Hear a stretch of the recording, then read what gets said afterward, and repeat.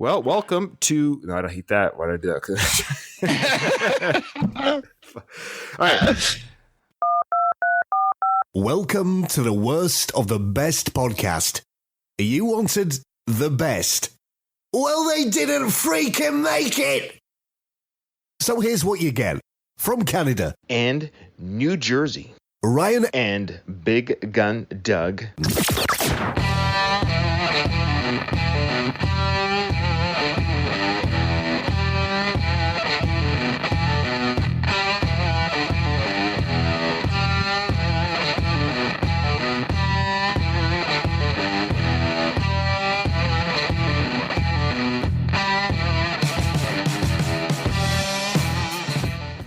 Welcome to the Worst of the Best podcast. I'm your host, and with me is a returning guest host, somebody that I've had on the show a few times, Doug. How you doing, brother? I'm doing great, man, and I appreciate you inviting me back. I love these music episodes. I love listening to them. I like taking part in them because we have such a similar taste in music, especially going back to 80s metal. So these are such a thrill for me to be a part of. That's awesome. Yeah, I totally agree. Yeah, you and I are very similar. You know, we were both muscular and full of tattoos, and actually, we're very different. Okay, guess which one has tattoos and which one has muscles? It's a track, don't they say that? Oh, that's adorable. Yeah. Well, we're both very handsome, though. So we'll very, very much so. And we've lost every listener. Well, maybe there are two female listeners who are sticking around. Okay, here we go, guys. If you're joining us, I should say this. If you're joining us because we're doing a Metallica Master Puppets album review, welcome. Welcome to the Worst of the Best podcast. What we do on the show, basically what the format of the show is we take that which is the best from anything from an actor's acting career, musical artist, even food item, conspiracy theories, you name it, whatever is the best of type of list or product that this individual or artist has produced, we then say, hey, even though it's the best of or the best thing or one of the best things this artist has done, like Metallica, that doesn't mean there's not something at the bottom. People are probably right now, Doug, are throwing a fit, saying, how dare you say that there's anything wrong with Master of Puppets? I'm not saying there's anything wrong, but to say that all things are created equal on everything is, I think it's ridiculous. There's no way that you can enjoy in the same shape, manner, every song, every moment of every song, even on an album like Master of Puppets. What do you think? Do you agree with that? Or are we not going to be able to convince anyone that there's something that could be at the bottom of this album? Well, that's the beauty of this project that you've embarked upon is, I mean, I agree with you. You could take the best album that was ever written, and there's still one song on there that's going to be the worst of that best. That's all it is.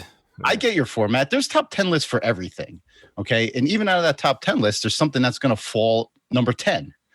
Okay. But with these music episodes and with the director and actor and movie episodes that you guys do, it's all subjective, completely, totally subjective. So no, we're the authority. Whatever we say here, everyone will agree.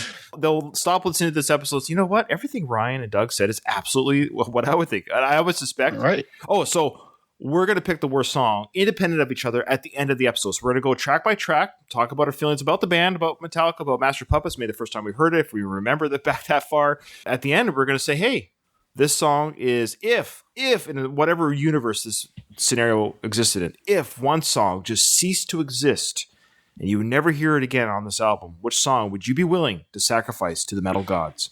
I would say maybe the word worst is a little misleading because when you got an album like Master of Puppets, it's really what's the least best or what's the, the eighth best, on this album. It always depends on the topic. It depends on the topic because we've had one of our favorite episodes is our yearly celebrity death episode.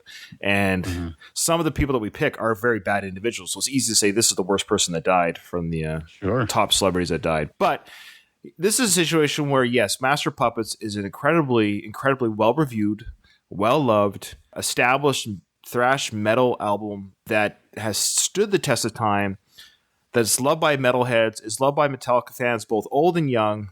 Number one, can you believe how young they were when this album came out? I had a hard time remembering that this was their third studio album. For some reason in my young brain, right, I thought that And Justice for All came out before this, which is impossible because Cliff Burton was still on this album. Right. So I don't know what connection my mind made, but the how advanced their music style were this early in their career. James Hetfield, for example, was 63. Sorry, he was born in. Yeah, he's 63 years old. Wow. yeah, In 1983, he was, he's 63. 86. He was born in 1963, and so he was.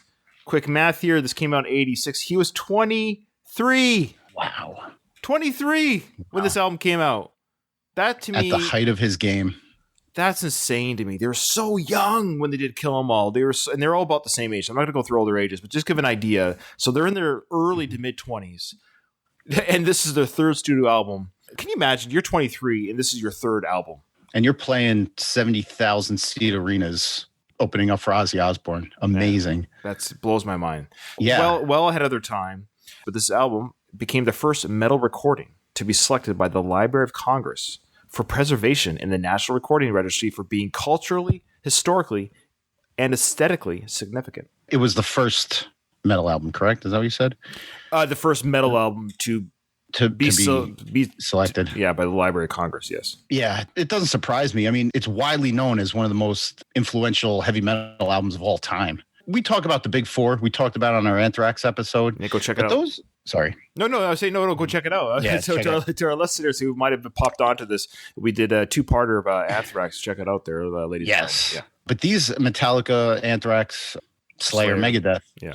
Slayer is kind of in a different realm, I would say, than the other three. They're a little bit darker. What are they called? Yeah. Is it death metal officially? I don't even know. It's thrash. It's still thrash, but it's way heavier than these guys. Yeah. It's not as accessible as. Yeah. Right. These guys, like, they reinvented the genre. You can credit them with pioneering the thrash movement. Their thrash existed, but they even changed what thrash was. Mm-hmm. I don't think a lot of people even realize little nuances that separate thrash metal from regular heavy metal at the time. I guess it's clearer to us since we kind of been researching it more for these episodes, but it doesn't separate, regular metal fans from thrash fans. Like, it's all kind of encompassing. What year were you born? 78. Okay, so I was born in 75. What was your first exposure to Metallica? Probably And Justice for All. Yeah, me too. Okay. And I think that's why, I don't know, that always pops out in the forefront. That's why I thought That's fair. So you were 10 years old when Justice came out. I was, but I don't think I even discovered them until I was about 12 or 13. Sure. Okay. And that was my first introduction to it. Only because I'm a little bit older, but it's amazing when you're that age, like the difference between a 13 or 14-year-old to 11-year-old. When I was 14, I was already well established listening to, and I know you were listening to music early too, but I was like you. I was listening to music since the early 80s, like Van Halen and Motley Crue and all these bands. I never really got into metal until my teen years. I can't even remember if it was Rust in Peace that I heard first or if it was Justice for All. To be honest with you, I don't know. But I credit my brother Jason, who's been on these episodes a few times. He introduced me to Megadeth and Metallica. But Metallica was, of course, their song One was the first, MTV. So Metallica can thank MTV, whether you agree with that or not, because before Injustice for All, and look, I'm not educating anyone that's a Metallica fan here, but before Justice for All, they were an underground band in the sense they didn't have videos, they didn't have airplay, so to speak. They just were toured, and they were kind of like, they call it underground because they just... Word of mouth was their mantra. Right. Their scene was kind of limited to the San Francisco area, where they were huge. They weren't internationally known the way, they were, but they weren't at the same time. One of the music producers, or I can't remember who it was, and again, I apologize, he said that he saw a Metallica shirt in whatever European country. He's like, oh, these guys are worldwide more than he thought. Because there was no internet back then. There was no, it's just word of mouth. It's kind of cool, just like, hey, you got to check out this band, Metallica. Who are they? So Justice for All comes out. I listened to the track once, saw the video on the Canadian MTV channel, which is called Much Music. And I was like, this is so insane. So this was the heaviest thing that a young Ryan ever heard at the time. I just remember being blown away by this dark, guttural voice by James and the head banging. The video was so creepy with the guy and losing his arms, legs, sight, and everything about it. Oh, yeah. Yeah, so everything about it was just so intriguing. For a 14-year-old kid, I was just, what is this, insanity? So I got the album on tape cassette. I listened to Justice for All day after day after. I would just side A, flip it, side A, and I had a paper route in the morning. And that was my paper route listening, was just on my Sony cassette player. It was yellow, it was waterproof. With the metal headphones? Yeah. I love those, man. I love those over the head things. Yeah, I'm listening to this thing. It took me to a world, Doug, that I just, because I was listening to bands like AC/DC, Poison, Aerosmith, the hair bands and hard rock, but then I was taken to this world of dark energy, not dark in an evil way, but just dark tones, messages about the earth being destroyed, all this stuff. And I was just like, what is going on here? The guitar solos and the crunchy chords were just adrenaline pumping for a kid, right? For a teenager. So my brother's like, hey, they have other albums. I guess I should have known that, but I didn't know their history at all. So my same brother, Jason, he's got the Master Puppets album on tape cassette. He goes, hey, you got to check out their album that came out before this one. And I remember kind of being like, oh, do I want to listen to something from the past? Because when you're a kid, you think, 1986 from 1990 is like, 4 years. That's a long time ago. But it's like, it's a quarter of your life ago. But so I'm like, okay, sure, I'll turn it on. I'll never forget hearing the first chords. Now, of course, the first song on Master Puppets is Battery. And I'm like, this is insane. The level of thrash and insanity was like, what is going on here? That was how I first heard this album. That was my long story. So I'll never forget it, actually. I was lying on my bed, headphones on. It was dark. I just put it on, and I was just taken again to another world of the mastery that is Master of Puppets. I have more vivid memories of, just like you, of listening to And Justice for All, the Master of Puppets. Similar to you, it was my brother that kind of introduced me to this type of metal. And Justice for All, just like you, it was the video of one. Every time after seeing that video that I heard the song, it kind of brought me back to watching the video. And yeah, it was like eerie. In the video, they cut in clips of the movie, but not just the video, the audio too, right? Yeah, it's like Johnny Got a Gun or something like that, or Johnny Gets a Gun. Johnny Got His Gun, which is the book or the movie that the song is based on. It's a guy who gets his arms and legs blown off in the war, and he loses his sight and his hearing. So that's right. Well, that's the lyrics. Landmine has taken my sight, taken my speech. Yeah, I love that. Yeah. But the whole movie kind of takes place in the guy's mind, which is his own prison, because he can't communicate because he's got no arms, legs, sight, or hearing. Yeah. So that really hit me as, wow, that the horrors of what war can do to a person. So I have more vivid memories listening to that. Of course, that classic scene in the video one where he's like, kill me over and over again, kill me. You do this Morse code with this. Right, man. Right. Insane. Yeah. But that doesn't take away from the enjoyment that I got out of listening to Master of Puppets. Just like you, was in the days of tape decks and everything. And me and my brother had this huge, like, side-by-side one where you can record one. Just so we made, like, tons of mixtapes and shit. Nothing but good memories listening to these albums. Absolutely. All right. So, well, without further ado, ladies and gentlemen, what we're going to do is we're going to go track by track. We're going to play little clips. There might be people listening to this, like my mom, who aren't familiar with the songs. And believe it or not, she kind of enjoys some of these metal songs. I think she said, I really like that Anthrax band. She told me that, if you can believe it. And she enjoys you, enjoys you as a co-host too. But I think I remember being surprised. Like, you listened to the Anthrax episodes? She goes, yeah. Well, thank you, Mrs. Revolkin. Yeah, she's a sweetheart. What we're gonna do is we're gonna play a little bit of clips from parts of each song. We're not gonna play it all the way through. Like we always say, if you want to hear the songs in their completion and you're not familiar with this album, which there might be a couple of listeners who aren't familiar, we're gonna give you a taste so you understand the sound and the energy and some of the things we'll talk about. We invite you to obviously listen to this whole album on your own. That would be our hope, is if you don't know this album, take a listen to it.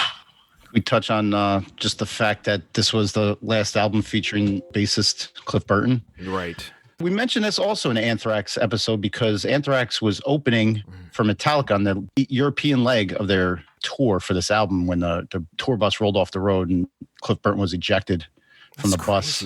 Yeah. You know, the driver of the bus was charged with manslaughter. He claimed black ice, but it was largely thought that either he was drunk or fell asleep at the wheel.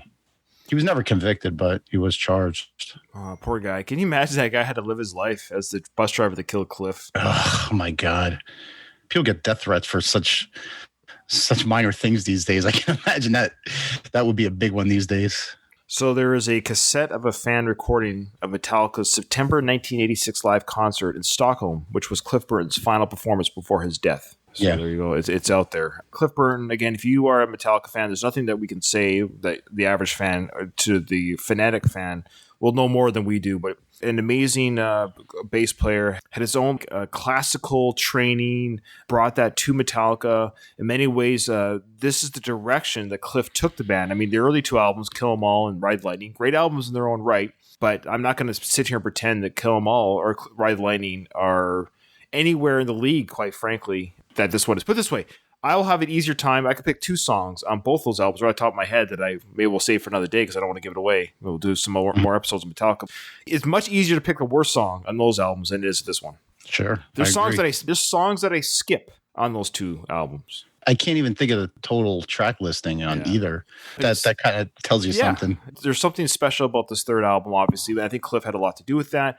But they definitely wanted to go with a heavier, more polished. It's actually in its own right a kind of a polished, a high production album. Battery, right away, is the opening track. I like the album Ride the Lightning with their Fight Fire with Fire. They had that little acoustic kind of beginning.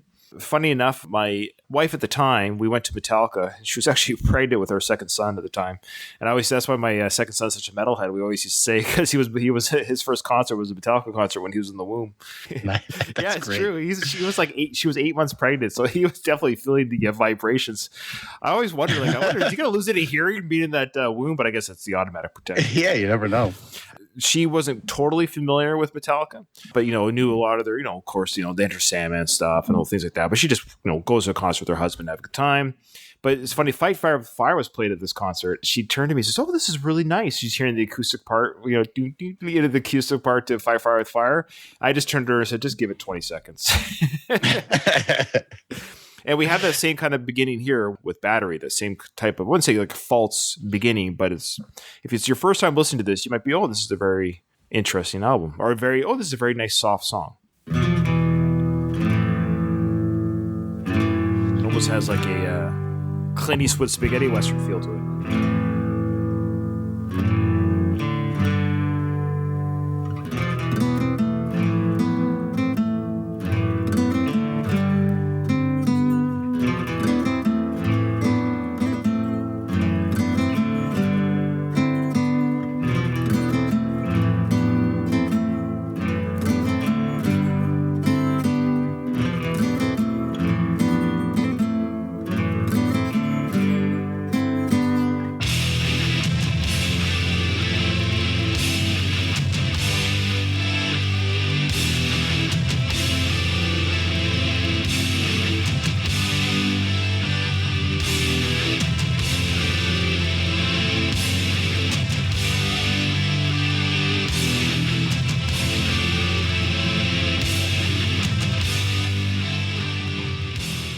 Don't pause it. Well, like I said, we're not going to play the whole song.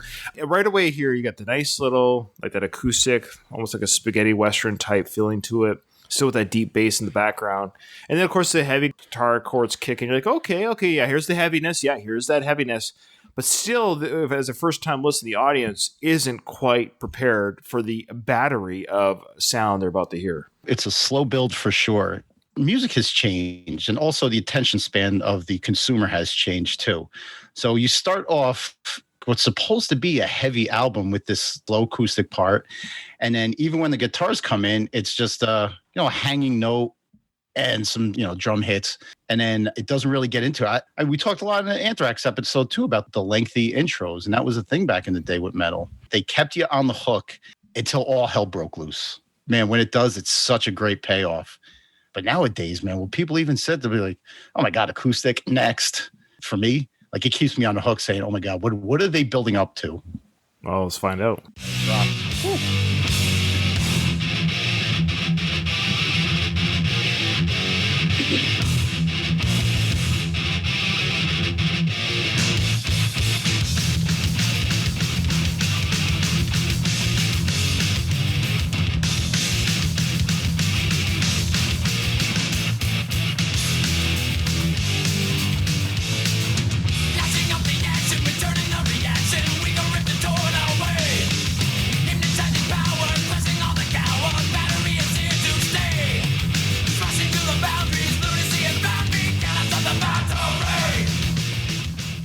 Yeah, so right there, that assault of sound and James and the vocals. And again, I know I'll probably say it a few times, just how young they are.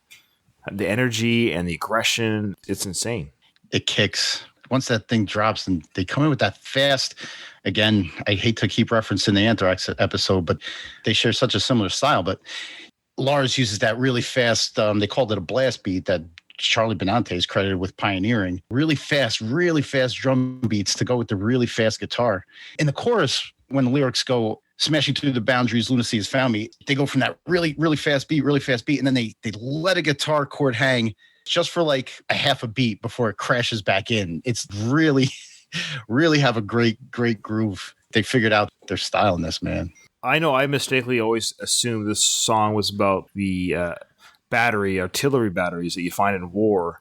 But James has said that the battery refers to angry violence, as in the term assault and battery. The battery could be a reference to Battery Street in San Francisco, where a lot of the clubs where the band used to play were located back in their early days. But I find that harder to believe than just battery, as in assault and battery. The title refers to Battery Street in San Francisco. It was on this street that many of the clubs where Metallica first played were situated. Battery is Found in Me shows that these early shows on Battery Street were important to them. Battery is where the lunacy finds you and you smash through the boundaries. I don't know. It seems pretty like an arbitrary kind of... It could be an interpretation. Okay. And that's the beauty of art. It fits. It might not have been James' intention. It might have just been a coincidence that the two are related. But yeah. But the song does sound like a very verbal aggression, assault.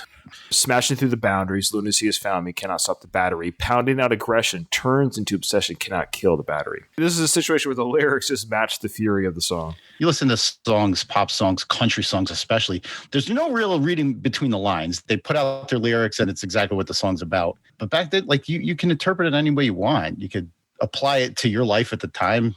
Some people, like, they listen to this stuff in their misery and take the lyrics as, man, it's personal to me. I'm feeling in a dark place. So they interpret the lyrics to be darker than maybe even the band intentioned. Right. Or when you're lifting weights, you're like, man, these lyrics really help me pump through the last couple of reps that I can't get out. Yeah, that's how I feel. I'm applying it to us, you know? Oh, yeah. Yeah, I'm a gym rat, you know what I'm saying? You know, people look at me and like, man, this guy work out? Absolutely not. Okay.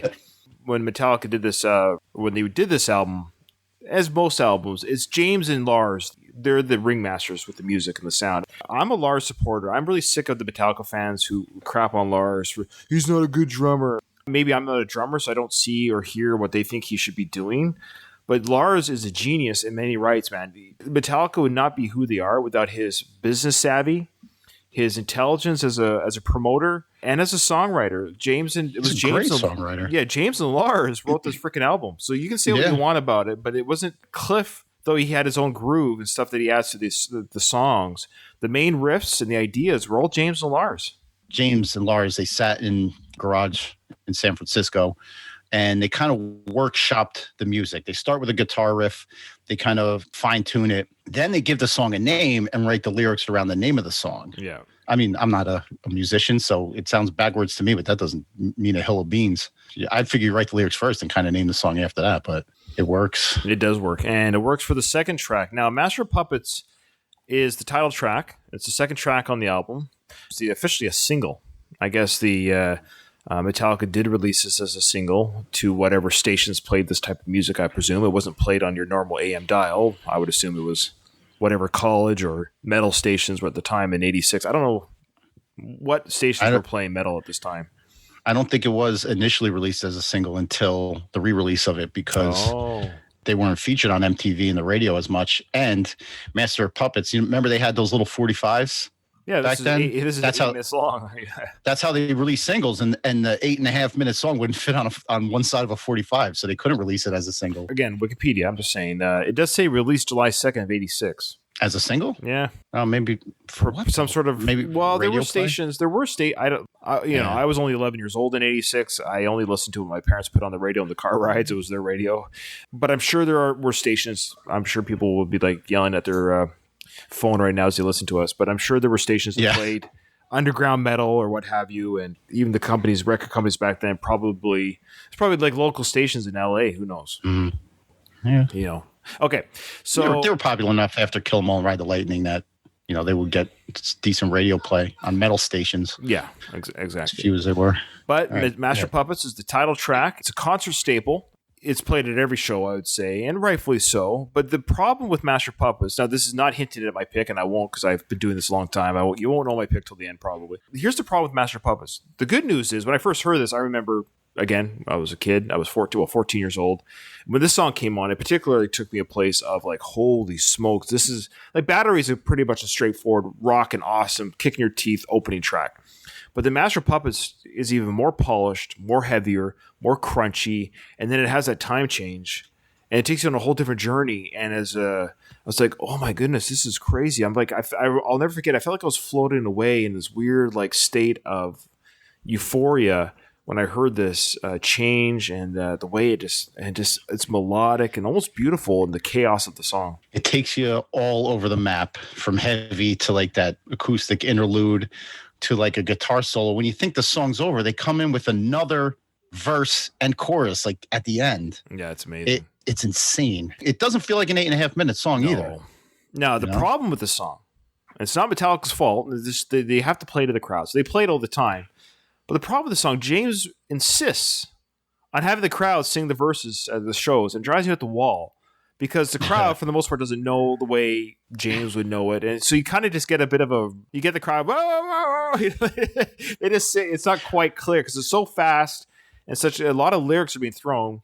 I've never seen him live, but I know what you're talking. Like what you're talking about. He has a crowd do the master. No. They'll trade off a chorus here. For example, he'll say, "End of passion play, crumbling away," and then the crowd will then sing, "I'm your source of self-destruction." The crowd say, and then he'll say, "Veins to pump with fear, sucking darkest clear."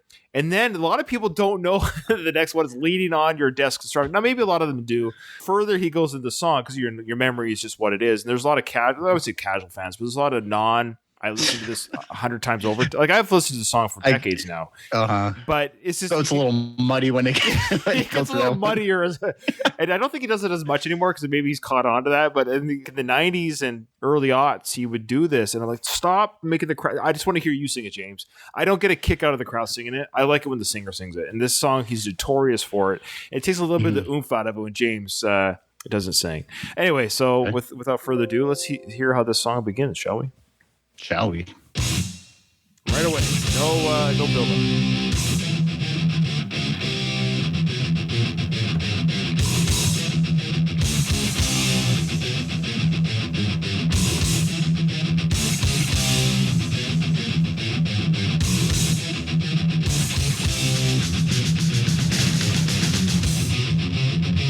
Right there, that part.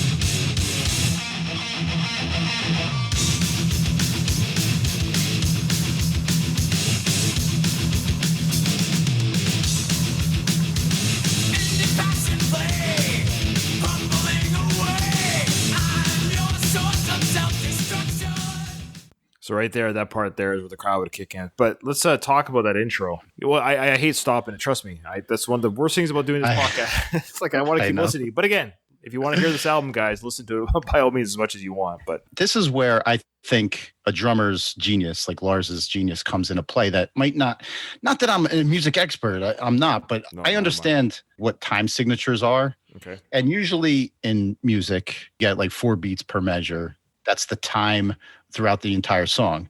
But they do things like in the chorus, when they're at the end of, when it's like that's an interruption in the time signature.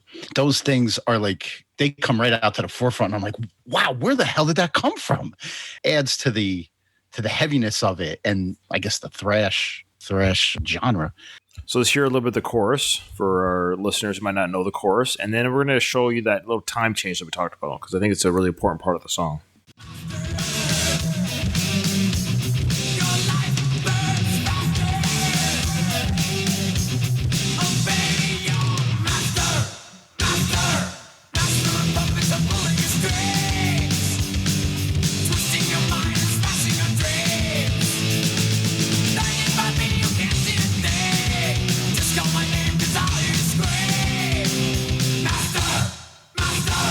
Just call my name 'cause all you scream.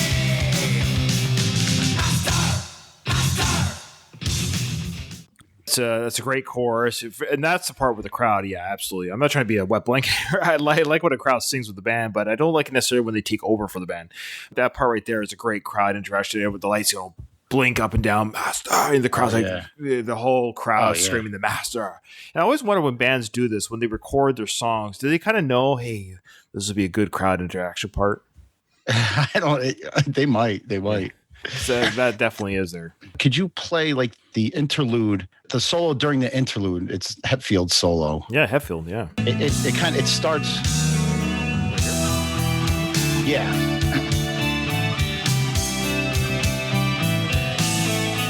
Yeah, it's the best part of the song, quite frankly. But it's an acoustic part, the metal, electric solo going over the acoustic, and then as the solo progresses, it gets heavier and heavier. It's like a slow build.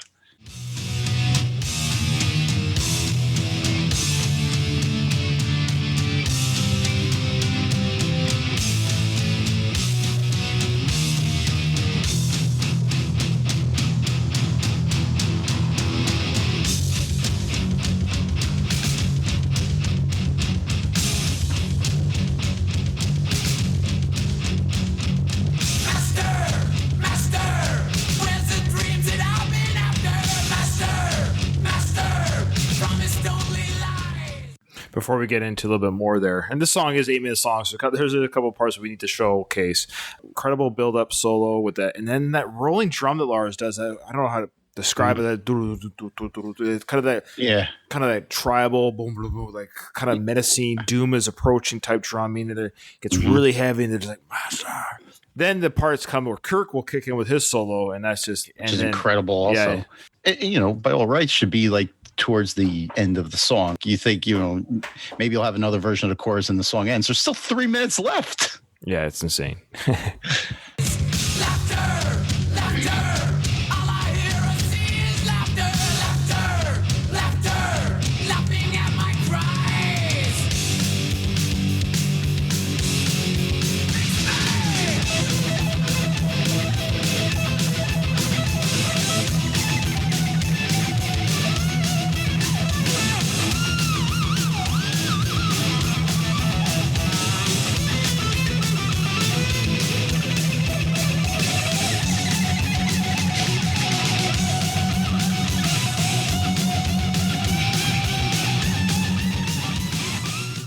Look how fast Kirk is going, man.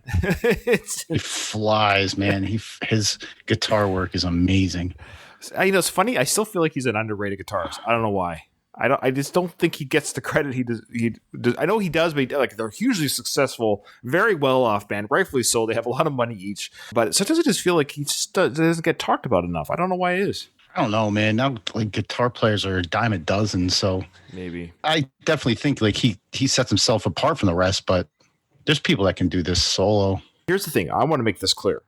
This is to all you copycat showboats out there who do covers of bands that you love, which is great.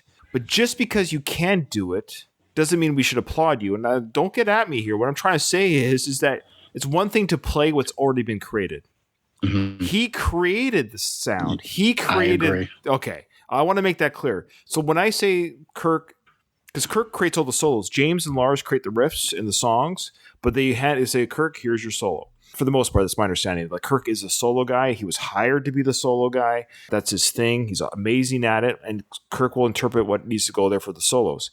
This goes for everyone that does the watch 12-year-old girl play Van Halen. That's great. That's an incredible talent, but I'll wait till she creates a song that's as good as Eddie. And that's a whole different ballgame, being able to compose the music as well as play it. You can have the fastest fingers in the world, but if your solo doesn't sound good in the song, it doesn't make a difference. It doesn't mean anything. Or you can't create a Master of Puppets album. Yeah, that's for sure. Yeah, so if you can. Look, I know a lot of people make money off YouTube and stuff doing cover stuff. This is not anything against those people. I'm just saying, like you're saying there's some guitarists who are very good at being guitarists. They're technically good at their craft, but they don't compose songs that excite me. Right. Yeah. So to me, it's about composition, not just speed. But in this particular case, we have both. We have speed and amazing composition.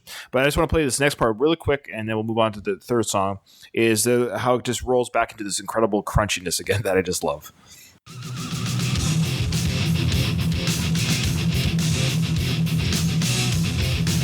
There's like a rolling. You'll hear it.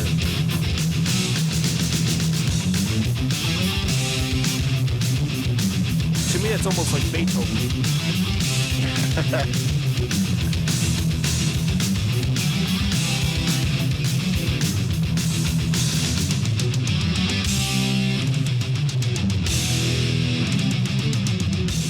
It goes back to the chorus and then Back to the chorus, rinse and verse. repeat in a good way.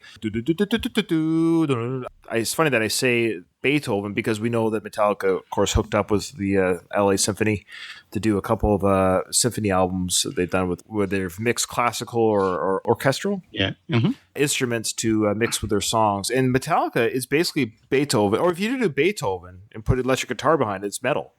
That's an interesting way to think of it, but you're right. Like you just replace like and you just put it with violins. It's Yeah. You know, it would be just like a violin sound. I'd be absolutely ridiculous. You can see me doing this. Nobody else can. And I look like an absolute reject. All right. Anything else you want to finish off with that song? It's a big one. No, it's a long one. It's a big one. That's and what it's, she said.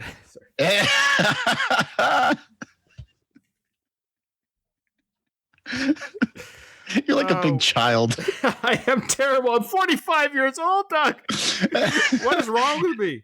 You know, I yell at Katie all the time for laughing at your jokes, man, but you got me on that one.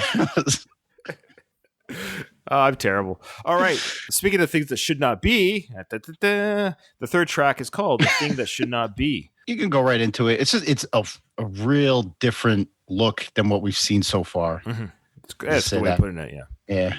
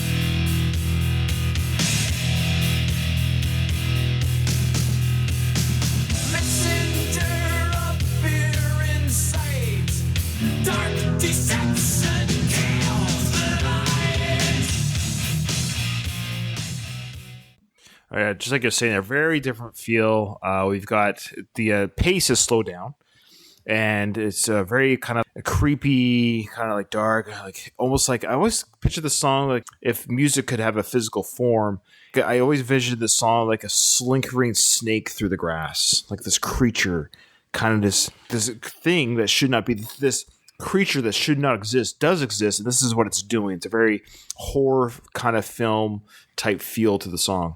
That riff was written to emulate the sound of a sea monster dragging itself into the sea. So you're not wrong. Wow, look at me. The song is based on the legend of the sea monster Cthulhu, which they did a musical instrument. An instrumental on their. Is that the same creature that they did the Call to Cthulhu on their Red Lightning album? I forget the author's name that wrote H.P. Lovecraft. That's the guy. The thing that I notice about this is how low and chunky the guitars sound, like a lot lower and more. I know it's even lower than the master. That's right. We've even got like it's a deeper tone already. Yeah. The very limited knowledge I have on music, sometimes like a band will tune down their lowest string. Like it's normally an E chord, I believe. And sometimes they'll tune it down to like a D, which gives it like a really darker feel. And I think that may be the case. I know they have done it a couple of times, Metallica, in their darker songs. So that could be the case in this one to give it that darker feel. Oh, probably, yeah. But it's chunky. I would say it's the heaviest track on the album. I wouldn't say just the heaviest in the sense of like speed, but it's the chunk. It's the one that sounds the lowest in tone and slowest rhythm wise too, beat wise. Pretty good. I've heard something. Nailed it.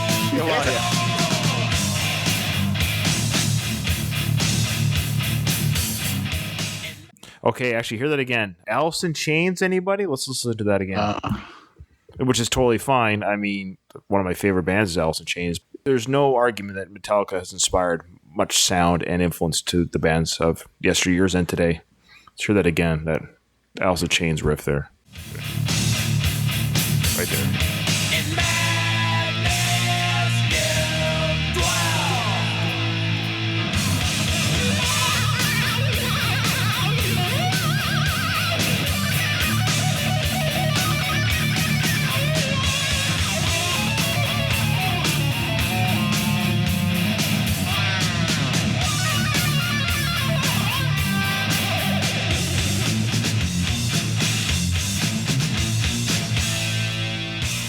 You mentioned Alice in Chains there, and I can see it does sound, it fits in a grunge scene than metal. Of course, it's just a little bit heavier than grunge, but I mean, Alice in Chains has done some pretty heavy tones and stuff like Jerry Cantrell. And it's no surprise, one of the concert I was speaking about earlier, I've seen Metallica live 6 times, but the show I was talking about earlier, where my wife at the time was pregnant with her second son, it was actually Jerry Cantrell was opening for Metallica. There you go. Wow. Yeah. Small wonder that they kind of run in the same circle of sounds there. Yeah. All right, the 4th track on the album is called Welcome Home, Sanitarium. That sounds like my life. Every time I come home from work, it's a madhouse here. I got my son next to me laughing at that. You like that, buddy? Yeah.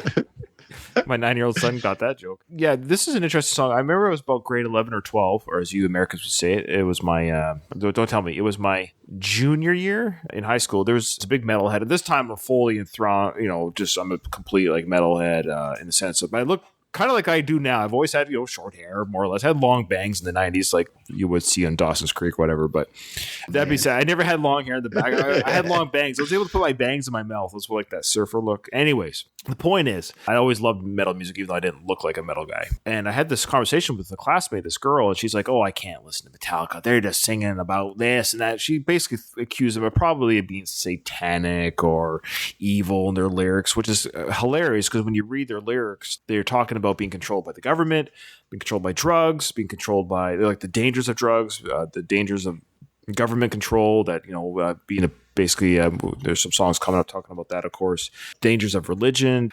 They never talked about sexual or anything gratuitous.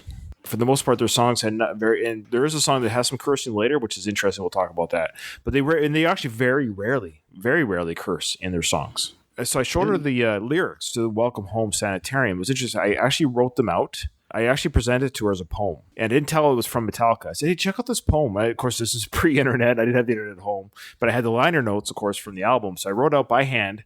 And I titled it Welcome Home Sanitarium by James Hetfield. And she didn't know who the singer's name was. And she read it, goes, wow, this is a beautiful, very intriguing, beautiful piece of literature regarding mental patients and stuff. I'm like, oh, yeah, it was by the band that you think is terrible, Metallica.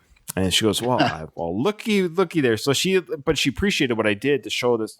Sometimes you got to maybe work your way backwards into accepting your misconceptions of a certain artist might be, And she ended up liking the song. I remember that. And I heard this my whole life listening to metal. Anytime somebody, you're a fan of Iron Maiden, kill your mother, kill your father, eat your dog. That's not even close. That's country music. On Kill 'Em All, they had nothing that was slow on that album. There was no songs that quite slowed down, really. I don't like the term ballad, but we say ballad because of the pace of the song and the sound. It's a little bit more accessible to maybe someone who doesn't have metal ears. Fade to Black was an example of that on Ride the Lightning, and now we have this again for Welcome Home on this album. And then One in many ways was like that for Justice for All. And then they went into full crazy stuff with Nothing Else Matters. But this is an example of a song that's slow and melodic for much of the song, and it certainly starts off that way.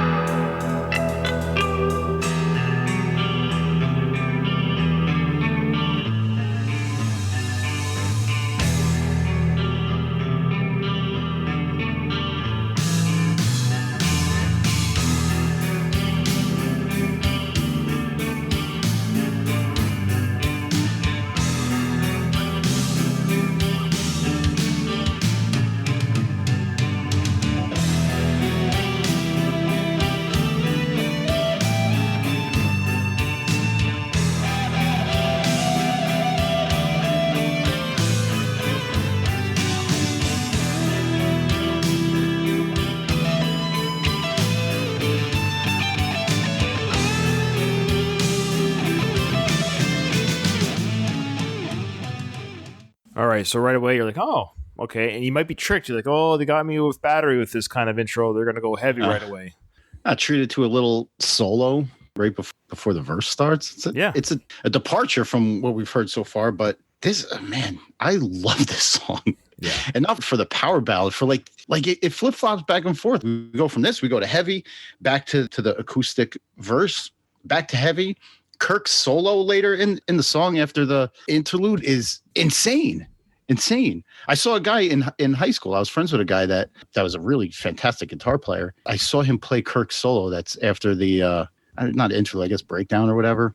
Right. It blew me away. That was really the first time I've seen somebody play guitar live, and just to see what it takes, like, and how fast your fingers have to move up and down the fretboard is incredible. Welcome Home Sanitarium. It's just like we're saying, it's about mental patients, but specifically it's based on the novel One Flew Over the Cuckoo's Nest, which is a great film with Jack Nicholson and Danny DeVito and Christopher Lloyd. Conveys the thoughts of a patient unjustly caged in a mental institution. This is 86. Very, very forward thinking of James and Lars at the time to come up with the thoughts. Because to think about it, they're young 20-year-olds, and they were, at the time, they were pretty bad about their drinking. So it should be noted that at this time, and James has struggled with alcohol addiction throughout his life, and he's clean right now, but he had a recent stint early, but at least he keeps trying. There's no shame in that, and we want James to be healthy. It's an addiction. It is a disease, but he's been fighting it his whole life, but he's been clean more than he hasn't been the last 30 years, I think. So, but definitely these first 3 albums, I think he was very, very not sober. But for the recording of Master Puppets, they made sure that they were sober for all the recordings. They took this album very seriously. Yeah. Anyways, I was going all over the place here, but I was saying how young they are, but coming up with the idea that even back then they recognized that people are unjustly locked up in mental institutions when it's too bad. You know, we got a lot of people who aren't getting the help they need. And maybe unjustly so, they're locked up. And they shouldn't be locked up in this cage is one of the lines. It's an ever-enduring problem, I think. Mental health. Of course. So let's hear a little bit of a James kind of harmonious type vocal sound here. Welcome to where time stands still. No one leaves and no one will. Rule is full, never seems to change. Just labeled mentally deranged. Dream the same thing every night. I see our freedom in my sight. Yeah, a little bit of background vocal there. You don't get too many harmony vocals on a Metallica song. Get a lot of harmony solos. Not too many harmony vocals. Not too many harmony vocals. I want you to lead the verse into the chorus, because the thing that I find, and you can kind of hear the mental patient unraveling in this, because as the verse goes on, he starts with a softer register on his voice, but then as the verse gets closer to the chorus, he starts to get gravelly and like sounding more and more angry. Yeah, you can almost see him wrapped up in a straitjacket, and he's trying to shake back and forth. Yeah. Could you just play that progression into the...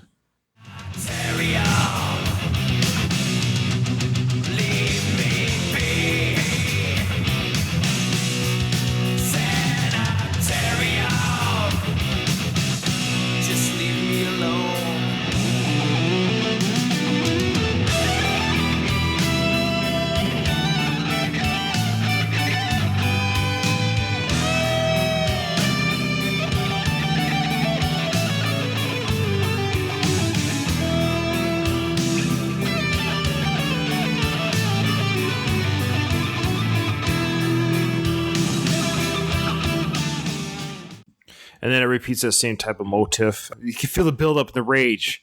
I love that buildup throughout the verse. I'm going to get slaughtered for this, and I almost hesitate bringing it up. But I know James plays a lot more solo work than we sometimes forget that he does play a lot of solo work, but you don't catch it until you see it live. And I believe he does the solo part here. I know he does the intro part. He usually gets the early solos, and Kirk gets the real big, the bombastic, ripping solos later, which is coming up right now. There's an amazing part right now that's coming up that I want to showcase, where it does then end with that incredible Metallica energy that they have, where the patient's now gone to full throttle insanity. And James yells the part, sings the chorus again, gets into it, goes, "Sanitarium, leave me be." Then he yells, "Just leave me alone." He yells that in the concert. Again, I'm not a prude. I don't necessarily need to have cursing. We don't curse on the show. But the way he does it live is amazing, because he usually yells out, "Just leave me the F alone." The way he screams that real anger that this person may have in real life is amazing. Let's just listen to it. See if I found it. Sanitarium.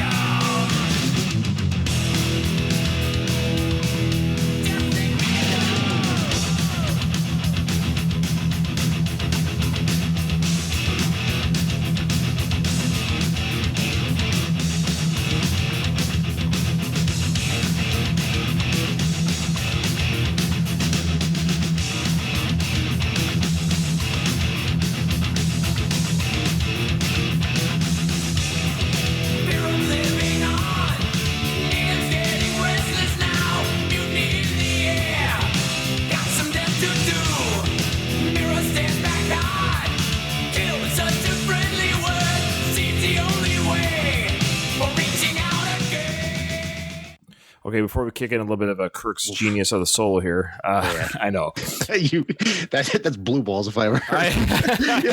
You can cut that out. Sorry. No, people were so mad at me. Like, no! I'm sorry, I can't play the whole song all the way through anyway. So, but yeah, we know what's coming. Kirk's amazing solo here, but I love the poetry, quite frankly, here because now the mental patient. I don't mean mental, but the mental health patient's a better way of saying it, is about to go into overdrive here. The lines here, fear of living on, natives getting restless. I like the idea of natives at this place.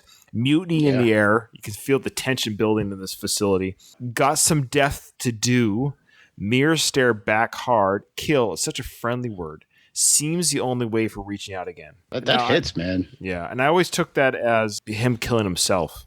The talk about mutiny and everything, it seems true. like they're organizing a coup there in the sanitarium. Yeah, maybe, yeah.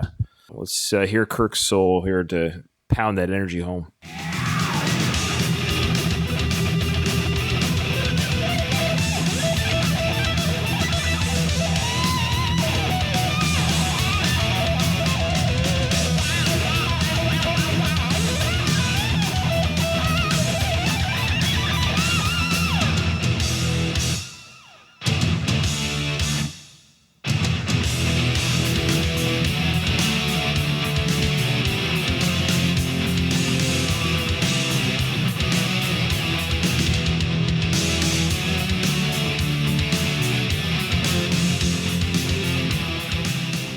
Okay. Not a very long solo. I know they go through a couple of measures of that, just that dun, dun, dun, dun, dun. To cap that one off, there's this great guitar part that goes dun, dun, dun, dun, dun, dun, dun, dun, dun, dun. Every time that just let that play real quick.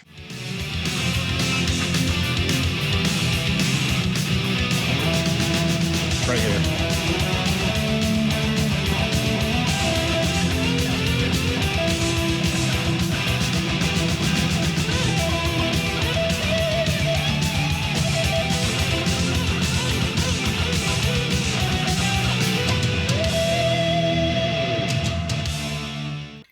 Great stuff. Yeah, it's a powerful song. That's a song that should get boring fast. It's a type of song, it shouldn't be as fresh as it is. Mm-hmm. It beats the odds. It beats the odds. I don't know how it does it. I mean, it's an amazing song, but it's songs like that run into the danger of not being held up after 30 plus years, but it certainly does that. This is the 35-year anniversary of this album, by the way. Wow, look at that. Hey, my kids come on enough. It's nice to see it. Yeah, I was going to say to our audience, if you hear some clickety clack at the keyboard, it's my son playing Roblox on the computer next to me. But just bear with me. I'm a father still. Father first, podcaster 10th. Yeah, right. Yeah, awesome. Okay, so the next song, this is another song we talked about where it's very clear what they're speaking about. Disposable Heroes is essentially at the end of the day, I'm in the military, and I'm not going to speak ill of my government because I'm not allowed to, but and I wouldn't anyways. So what I'm trying to say is that it's unfortunate throughout time is what I'm getting at. I'm proud to be in the military and I'm proud to serve my country, but it's unfortunate that throughout time, especially World War I and II, the Vietnam War, of course, those are the big ones of recent years in our world's history. People have laid their life on the line for government officials and greedy men, usually, who don't do the fighting themselves. These heroes, and they are heroes, these people that have died in war. And the album cover, we should make it known, the album cover, though it's called Master of Puppets, it's talking about, those are the people that are in power.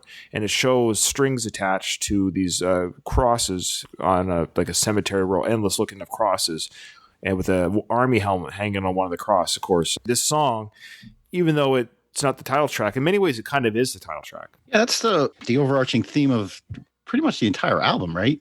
The Master of Puppets in Disposable Heroes refers to the government just churning out soldiers, as cannon fodder. Yeah, exactly. Just something for the enemy to shoot at, almost as if they were clones in the Clone Wars of the Star Wars prequels. Just in the song Master of Puppets, it's a guy that can't get over his own cocaine addiction. In Leper Messiah, which we'll get to next, it's about televangelists and how they control the masses by manipulating people to believe in their religion. It's really like a good overarching theme that covers like a lot of different aspects over the entirety of the album. It's really I don't know how they had the foresight to do this, man. I'll never get it. Geniuses, even at such a young age. They were artists, and they were born with the gift that we don't have this DNA in us. We just Yeah, maybe you're born with it. Maybe it's Maybelline. I don't know.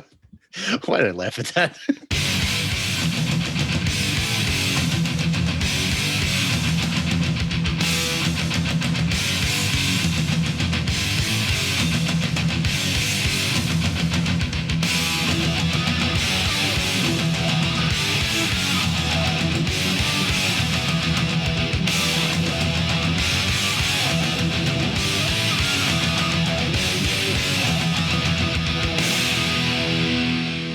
Okay, that part right there. It's just No secret what we're getting into.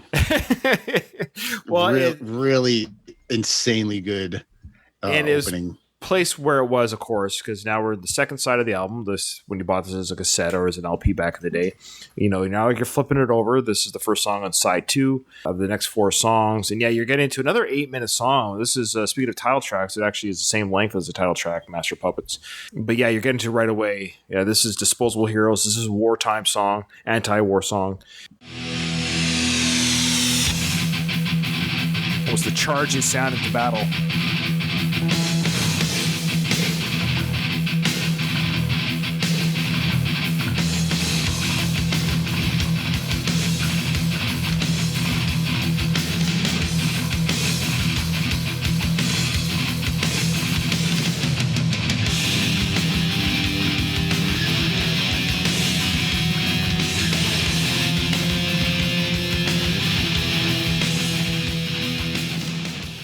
Now, I always pictured this of the soldiers charging across the field with the rifles, going through barbed wire and what have you, and then that.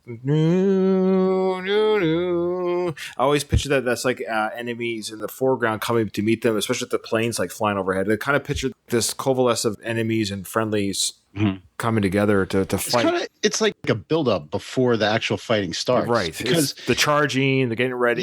Yeah, because you hear that galloping like dun dun dun dun dun dun. But the drum beat behind it is kind of like just a slow, like a slow build. Yeah, it's awesome. Before the action. But he's even kicked up a notch here, but it's going to kick up again for a third time.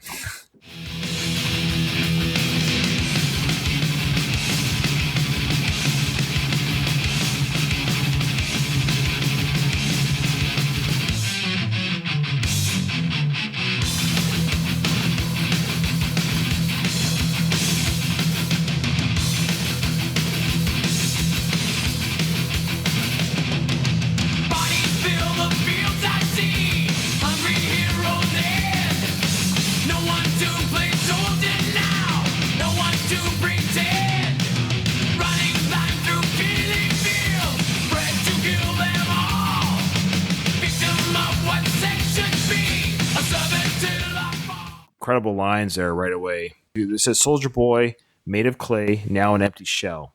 21, only son, but he served us well. Bred to kill, not to care. Do just as we say. Finished here. Greetings, death. He's yours to take away." Yep. That just gave me the chills just listening to that. Now, I think it's worth hearing that, how he sings that. Yeah.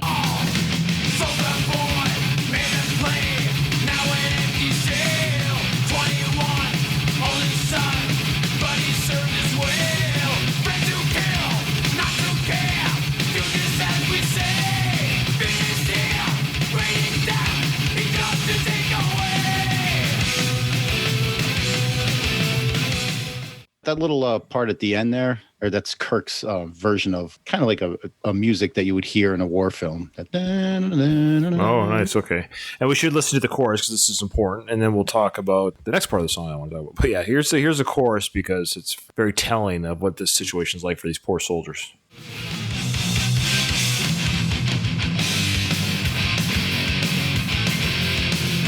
Back to the front, you will do what I say.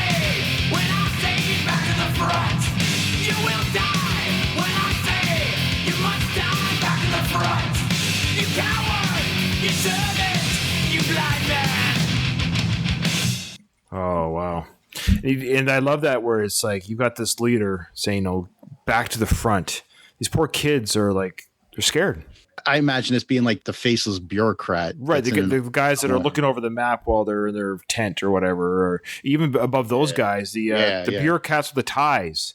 Right. You know, the yeah, guys, send them in. Yeah. Send them in. Send them in. They're dispensable. They're soldiers. What's their problem?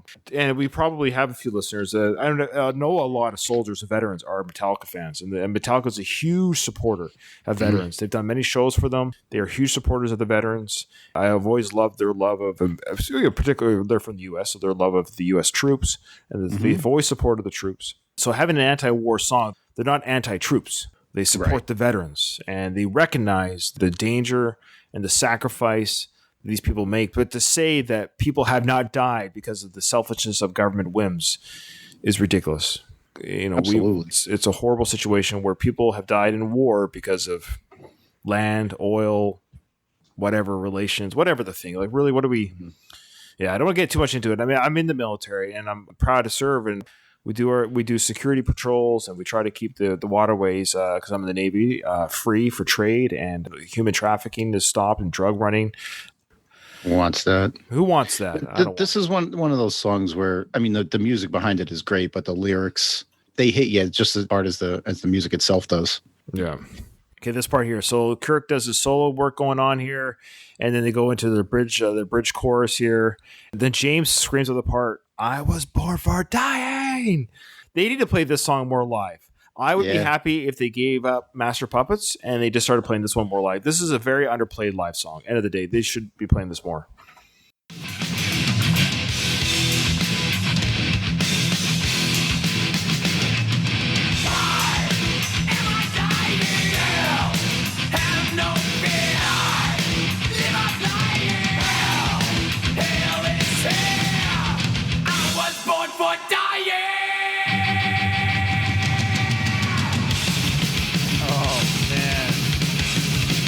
Like, he's got to do that more live. He's got to do that. Look, I love Master Puppets, but to me, this is a better song. I think this is a better song.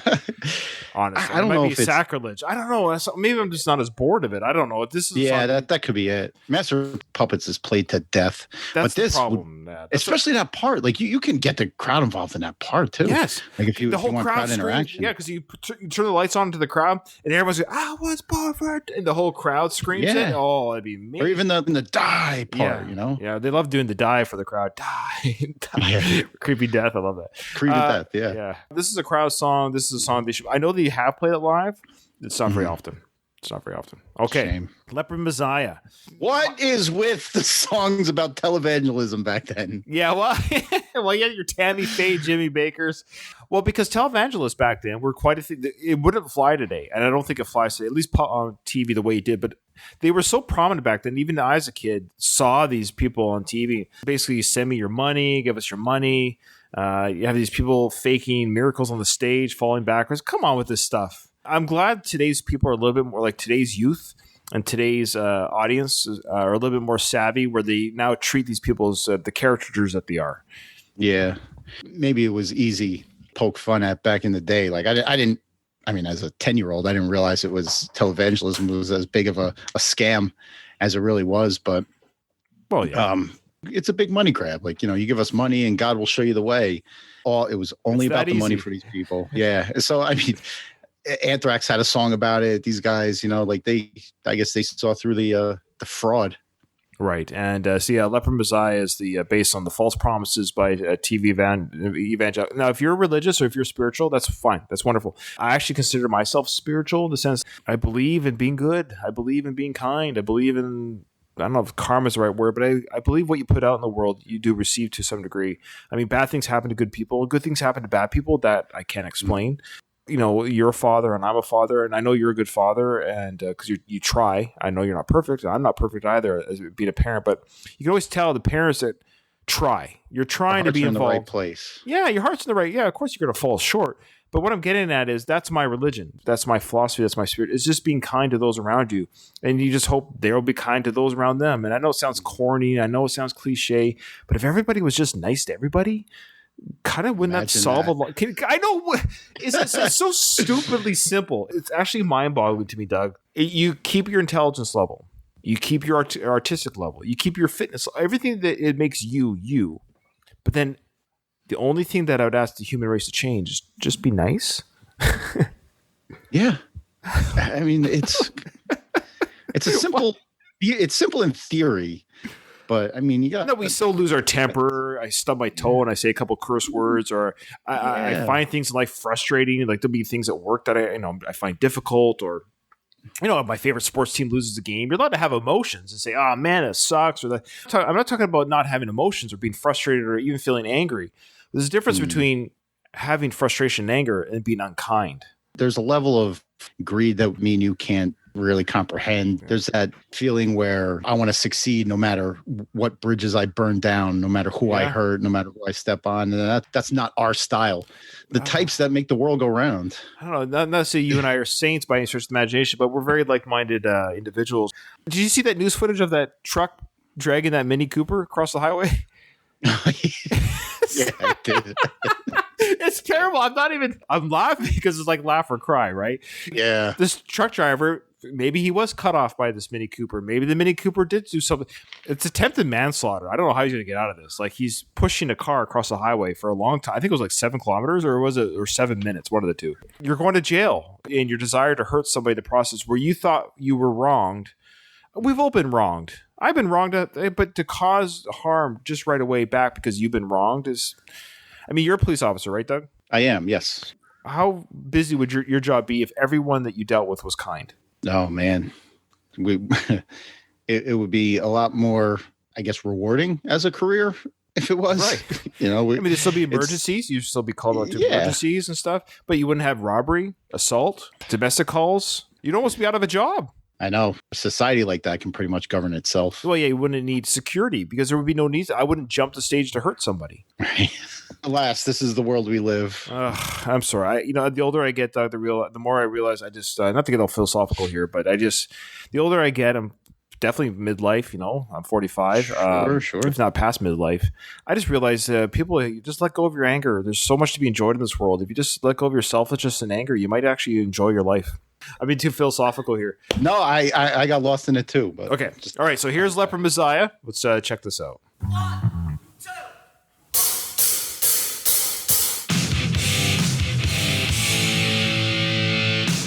That was Lars at the beginning there. 1, 2. Very distinctive voice.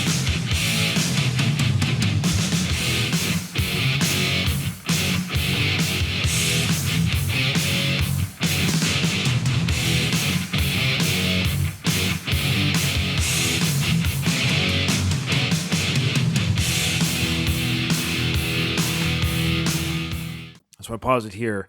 I was just saying there, that was Lars calling up the time at the beginning. Obviously, he's the drummer and what have you, but you can hear him. Lars, he's hilarious. But I love this part that's coming right now, this rolling, the bass line. The bass line. Yeah, here we go.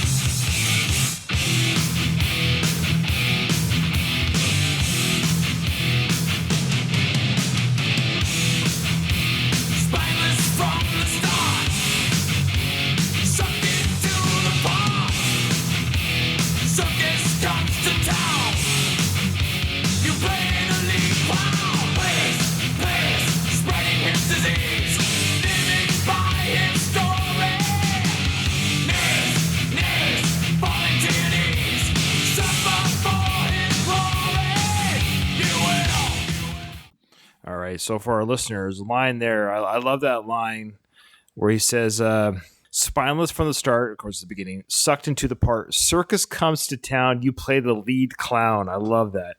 Speaking to those evangelicals, that circus, they're doing their rounds and they're spreading his disease, living by his story. And I love that. Knees, falling to your knees, suffer for his glory, you will. I like that trail off. You will, or the echo. You will. And then it goes into the chorus. Time for lust, time for lie, time to kiss your life goodbye. Send me money, send me green, heaven you will meet. Make a contribution, you'll get the better seat. Yep. Yep. Oh, yeah, it's all about the money. It's a really groovy opening. It's not as fast as the songs we've heard before, but I like the guitars and the drums just go really, really well together here in the beginning.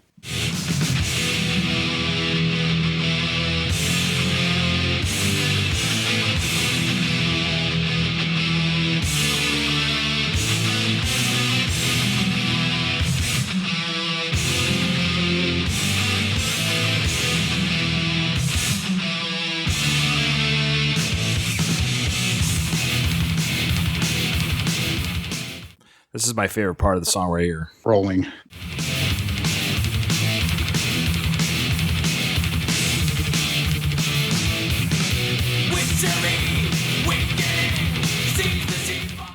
This is actually my favorite song on the album. Leper Messiah? Yeah, it's a dark horse, I know. I love this album, but just like there's a least favorite, because they're all favorites, this is the one that has built on me throughout the years. I always find something different or new from it that I just love. And it's just the message of it and everything about it I just love. It's definitely not in the running for the worst, that's for sure. Yeah. I've always enjoyed this song. It makes me want to move. Did you see their concert video that they did, concert footage where they had the movie theater experience they did about 7 or 8 years ago? I forget what it was called. What was it called? Anyways, it was like they had some film footage and stuff mixed in with their concert footage. It was like a Metallica concert. It was like 2014 or 13 or 14. Anyways, they played at the end of it, just the 4 guys on stage, and it was just the camera crew and them. They played this next song, Orion. Orion's probably it's probably the greatest instrumental they've done, I would say. Did they have many? It's not like it's a huge running. I mean, they have one on Call to Cthulhu, then they have one on Ride the Lightning, Justice for All, and they have one also. They actually have one on Death Magnetic as well. So they don't have very many in the sense they have a lot, but they seem to put 1 or 2 out per one per album. This is just an amazing jazz infused type build up. This whole song, now it's 8.5 minutes. We just don't have the time, obviously, to play even too many parts. But let's just give a bit of a sample of hear what the song sounds like. Now it's a big build. It's almost like a minute. So you hear this like throughout the beginning. It's just a very quiet build up, but then it kicks in at the minute mark of this part.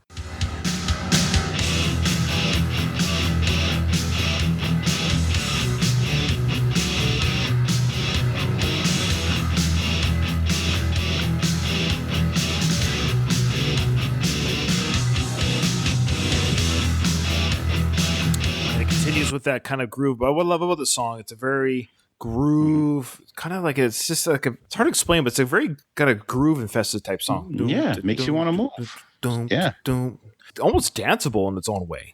Yeah, and I give a lot of credit to Lars's drum beat on that. It's not a fast beat, but it goes well with the guitars that are just. It's like those palm mutes that they do.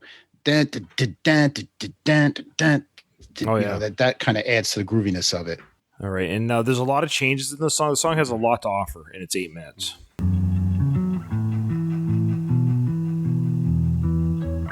This is the halfway point. Cliff Burns, amazing bass playing. He'll always be missed by both the band and fans.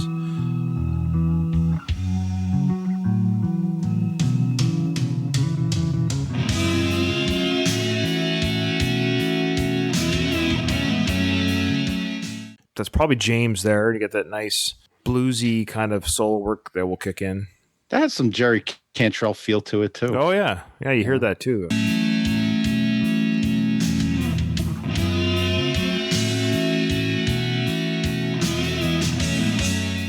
I love this solo work here. Let's play this last part that I really like the way Kirk's tone sounds here on his guitar.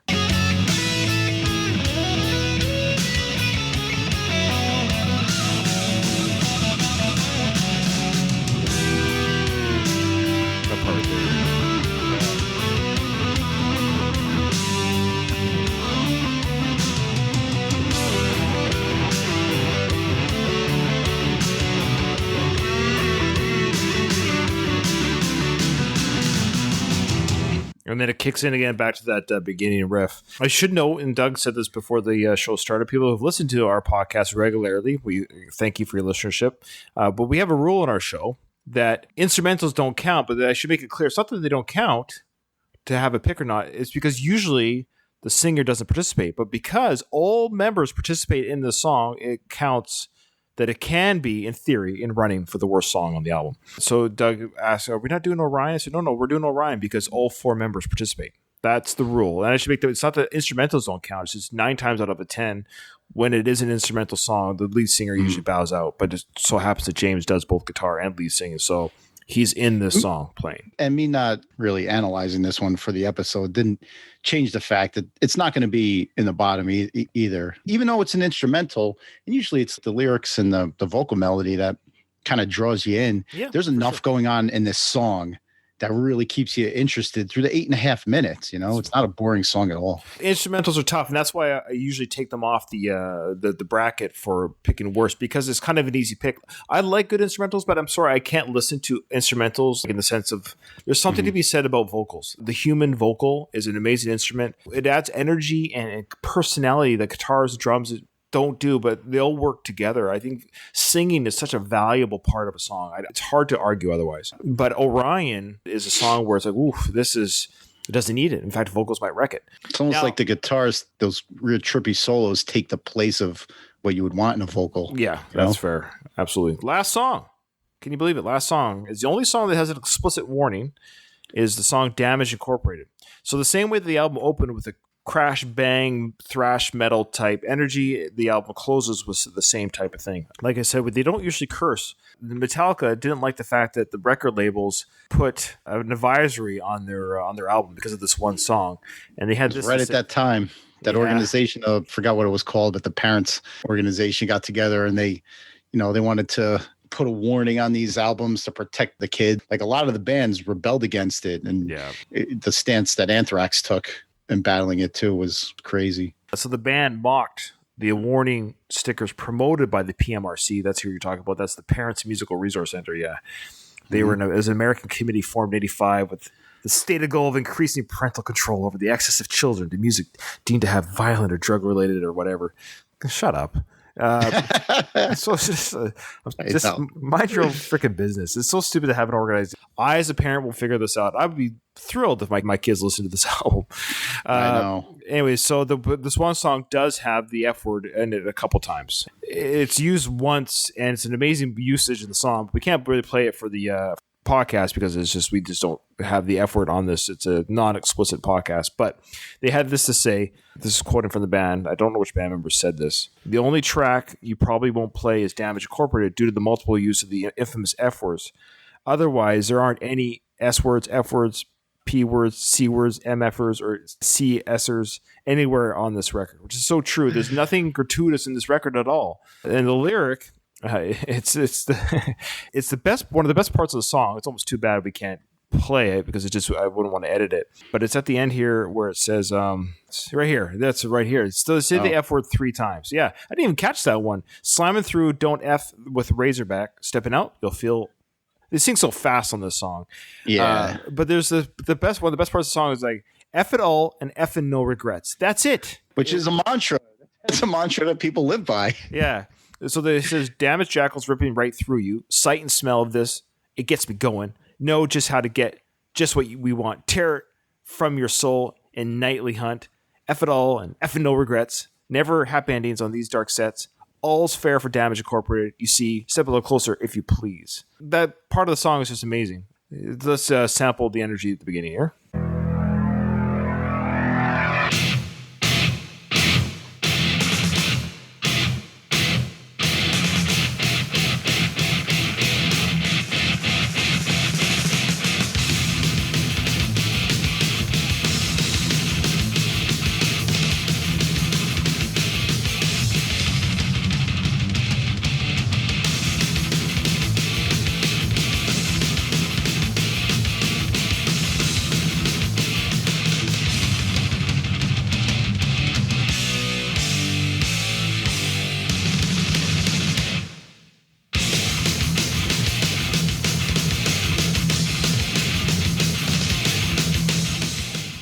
So it was a big intro that I cut out, and then they kick in with this thrash beginning. There's only 3 minutes. This is thrash. Yeah, this is straight up thrash. I think they did this on purpose too, because much of this album isn't this. So Battery and Damage are this. It's kind of like showing their thrash, because I think this album might have divided even some of the Metallica fans back then. There were people already back then, even with the old Metallica, there were people even back then before the Black Album ever came out and before One was a video, there was Metallica fans even here that they were mad. Ride the Lightning is such a great thrash album that you can't kill it for Fade to Black, just like you can't kill Master of Puppets for Welcome Home. I mean, it's just one song out of 8 that rock.